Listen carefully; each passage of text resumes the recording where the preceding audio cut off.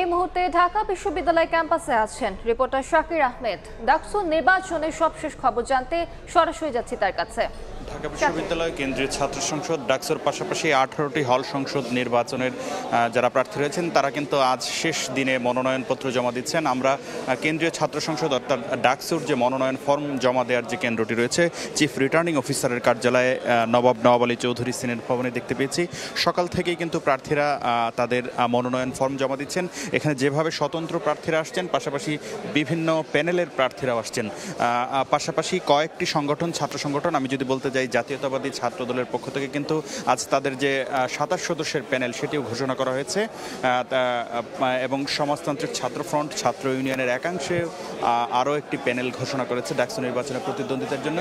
পাশাপাশি তারা কিন্তু বলছে যে এই নির্বাচনটি যেন প্রতিদ্বন্দ্বিতাপূর্ণ হয়, পাশাপাশি সুষ্ঠু এবং নিরপেক্ষ হয়, শিক্ষার্থীরা তাদের গ্রহণযোগ্য এবং যোগ্য প্রতিনিধিকে যেন নির্বাচন করতে পারেন, সেইভাবে যেন প্রশাসন নির্বাচনটি পরিচালনা করে সেই দাবি তারা জানিয়েছেন। পাশাপাশি নিষিদ্ধ ছাত্রলীগের কোনো নেতা এবং কর্মী যেন এই নির্বাচনে অংশগ্রহণ করতে না পারে সেই ব্যাপারে প্রশাসনকে সজাগ থাকার তারা কিন্তু আহ্বান জানিয়েছেন। এবং দুপুরের পর অর্থাৎ 3টা থেকে 4টার মধ্যেই কিন্তু জাতীয়তাবাদী ছাত্রদল, বাংলাদেশ গণতান্ত্রিক ছাত্র সংসদ, ইসলামী ছাত্র আন্দোলন সহ বেশ কয়েকটি ছাত্র সংগঠন তাদের পূর্ণ প্যানেল নিয়ে কিন্তু মনোনয়নপত্র যেটি জমা দেওয়ার প্রক্রিয়া রয়েছে সেই প্রক্রিয়াটিতে অংশগ্রহণ করবেন।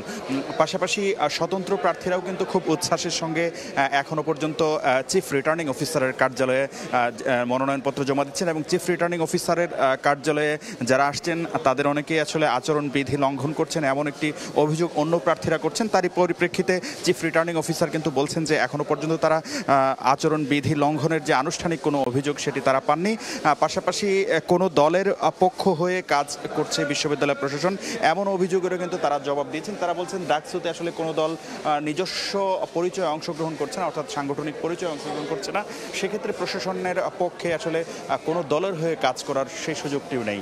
সব মিলিয়ে এখন পর্যন্ত সময় যতই ঘনিয়ে আসছে, অর্থাৎ 5টা পর্যন্ত জমা দেওয়া যাবে সেই মনোনয়নপত্র, সময় যতই ঘনিয়ে আসছে ততই কিন্তু প্রার্থীদের জমাদানের যে প্রক্রিয়া সেটিতে ভিড় বাড়ছে। তো এই ছিল আমার কাছে ঢাকা বিশ্ববিদ্যালয়ের নবাব আলী চৌধুরী সিনেট ভবন থেকে ডাকসু নির্বাচনের মনোনয়ন জমাদানের সর্বশেষ খবরাখবর।